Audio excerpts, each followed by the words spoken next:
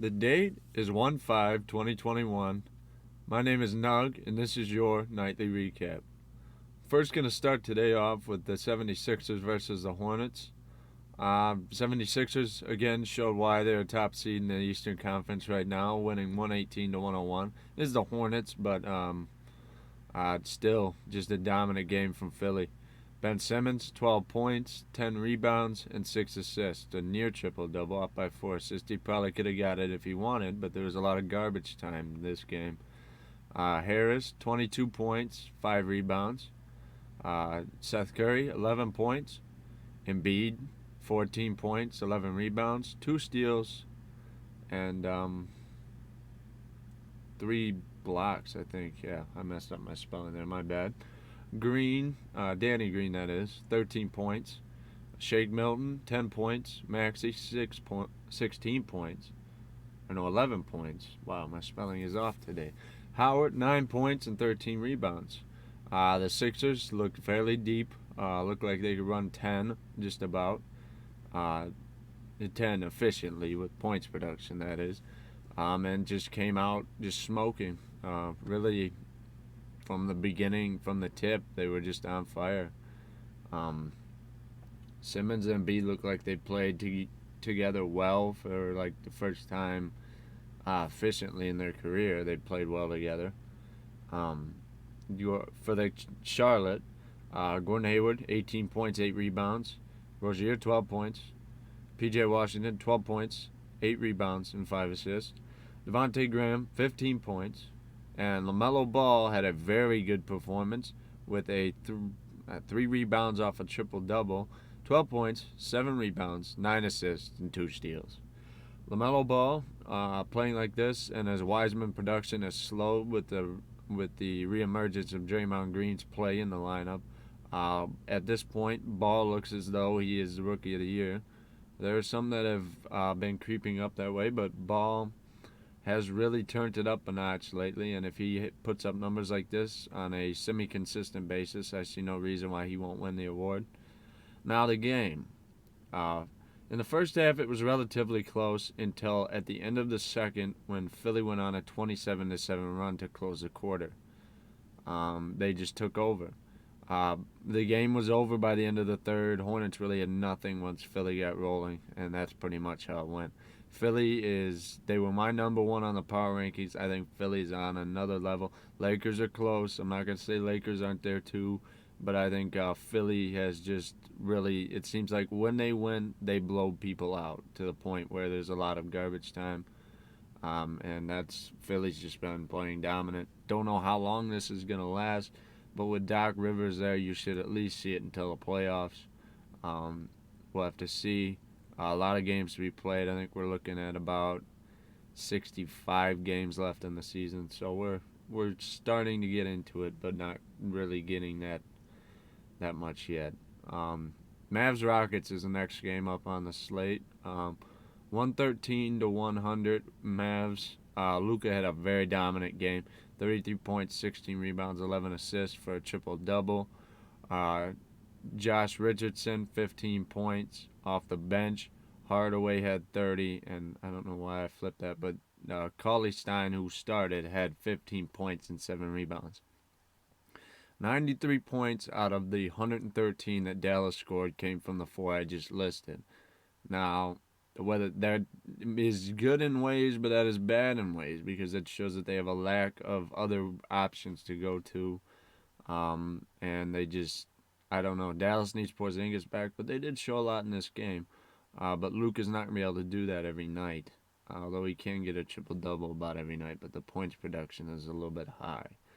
For the Rockets, Harden had 21 points and 10 assists and 2 steals. Christian Wood put up 23 points and 7 rebounds. John Wall put up 14 points, 4 rebounds, and 4 assists. And Eric Gordon off the bench put up 20 points and 5 rebounds. Dallas was very hot early. First quarter was 33 to 14. Was running away with it.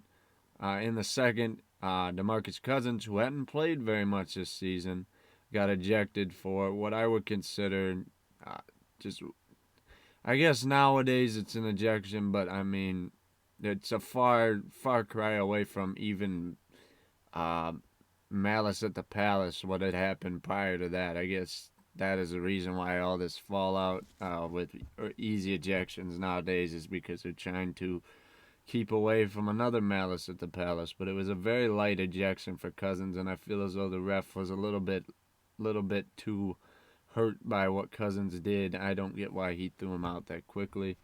But Cousins has been known for getting thrown out of games, so this isn't the first time. By halftime, Luka had 20, and Dallas was pretty far away with it. But by the fourth quarter, um, Harden and Rockets fought back, and they made it close. About 5 minutes in the fourth, but at the end of the game, Luka just willed that team to the win. They ended up with a 10-point lead by about the minute 30 mark and held from there. Luka, he's my MVP by the end of the season. I mean, I would say so far, but arguably there's other players that have played better to this point. But I think by the end of the season, Luka's body of work will show that he is MVP. Well, I've yet to see that, but there's lots of time left in the season. All right, I'm going to move on to a matchup of both teams that have surprised me this year, the Pacers and the Pelicans. Pacers beat the Pelicans in overtime, 118 to 116. Brogdon had 21 points, 7 rebounds, and 11 assists and 3 steals. This is the Pacers, by the way, Brogdon. Oladipo actually has thrown me for a loop. He looks back to his old form, which I said he would never get to. 25 points, 5 rebounds, 6 assists, and 2 steals. Miles Turner with 17 points. Sabonis with 19 points, 11 rebounds, and 7 assists. And off the bench, Doug McDermott gave them 11. For the Pelicans, Ingram put up 31 points, 8 assists. Lonzo Ball, 18 points, 6 rebounds, and 6 assists on 63% shooting. Zion, 24 points, 10 rebounds, and Eric Bledsoe, 12 points, 11 rebounds, and 5 assists. Adams, 10 points, 8 rebounds, 3 assists. Off the bench, very underrated bench piece for any team, but he's on the Pelicans. Josh Hart, 3 points and 10 rebounds at the shooting guard position. I consider that fairly elite, 10 rebounds. I mean, the points production is fairly not there, but for a guy to go out there and get 10 rebounds as a guard, that's very good.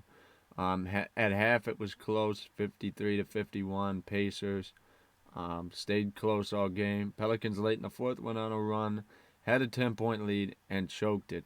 At the end of the game, Oladipo hit a 3, and then Turner hit the other 3 to put them even to go to OT. It was close in OT, and at the end, a full court lob from Lonzo to Zion went awry and couldn't get to Zion, and they lost.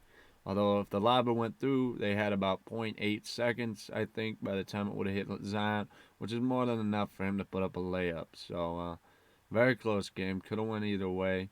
But Pelicans have shown me a lot. I think they progressed heavily. Zion looks more, I wouldn't say, probably more focus is what I would say. He just looks good, and Ingram has just become more and more consistent and more elite as that fact at 31. Lonzo has improved his shooting and has wanted to take the shot more. So we'll have to see if this continues, but they look fairly good. They've got their starting lineup all seems to be playing well together. So we'll see how long it lasts. Hopefully it does. All right, last game of the day for me was I picked the Warriors versus Kings game, 137 to 106. Warriors won. Curry had 30 points, 9 rebounds, and 8 assists. This is coming off his 62-point game he had. I talked about it a little bit in the podcast, but we'll get back to this. Wiggins, 16 points, 5 assists. Oubre, 18 points. Wiseman, 10 points, 2 blocks. Draymond, the leader of the team, 5 points, 5 rebounds, 5 assists, 2 steals. And Eric Paschall, 14 points, 7 rebounds. And a couple of their bench guys, Mueller, 12 points, and Looney, 11 points. The game went, Curry and the Warriors were hot in the first half, Um, Oubre was hot in the corner all game. Kings never even got close.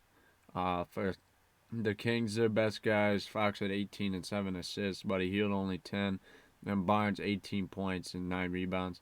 The Warriors with Draymond they look 10 times better.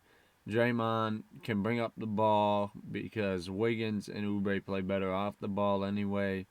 Draymond brings up the ball. I mean, he's gonna get on Shaq than a fool, but that jumping up and down, he gets the offense set in place, and he knows what they need, and he gets them into place. And with Draymond there, it gives Steph the ability to work off the ball and the offense has been moving a whole hell of a lot more since Draymond's been back. Nobody's getting stuck in place. There's not as much ISO. I like it a lot better. Draymond he moves the ball. He does the defense. He doesn't have to score. He scores if he needs to.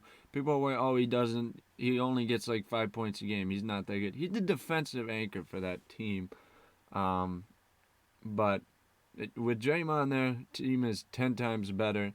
Anybody who says they should trade Draymond's an idiot because without Draymond, we saw what the team looked like early.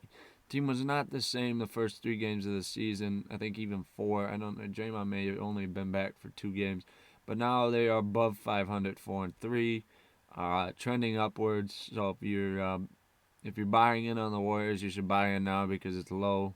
But the Warriors are on the way up right now. Curry looks like he's back to previous form. It's a shame Steph is hurt. It's a shame Clay is hurt. But if Wiggins and Oubre can put up this point production, it'll be all right for right now. But yeah, that's it for today. I'd like to thank you all for watching. If you disagree with anything, please take it to the comments. And please just like, comment, and subscribe. Thank you for watching.